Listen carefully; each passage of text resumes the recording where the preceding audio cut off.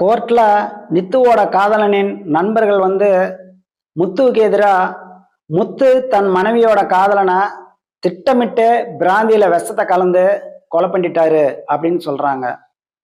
அதுக்கு சாட்சியாவும் ஆதாரமாவும் பார் கடை ஓனர் ஆமா இது உண்மைதான், இந்த விஷயத்த முத்து யானதான் சொல்லிட்டு வந்தாரு, இந்த சம்பவம் நடந்ததே என்னுடைய பார் கடையில தான் அப்படின்னு சாட்சிய சொல்றாரு.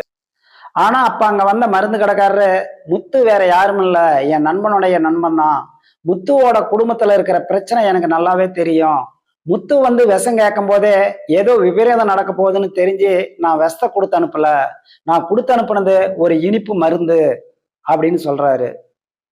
செத்து போனவரோட போஸ்ட்மார்ட்டம் ரிப்போர்ட் வருது.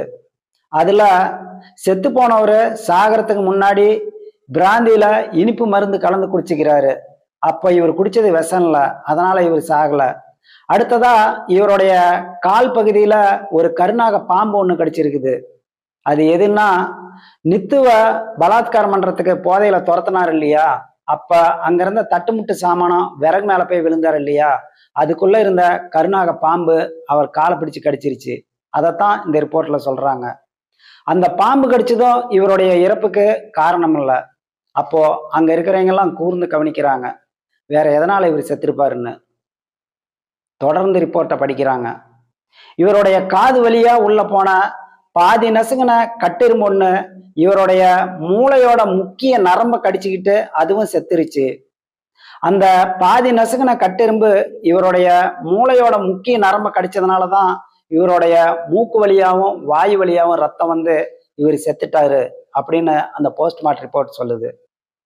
முத்துவையும் நித்துவையும் நிரபராதி குற்றமற்றவர்கள்னு விடுதலை பண்ணிடுறாங்க.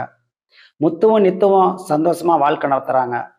நித்து ஒவ்வொரு நாளும் காலையில நேரமா எழுந்திருச்சு வாச கூட்டி தண்ணீர் தெளிச்சு அரிசி மாவுல சர்க்கரை கலந்து கோலம் போடுறாங்க, தன்னுடைய எறும்பு சக்கலத்தையே நினைச்சுக்கிட்டு.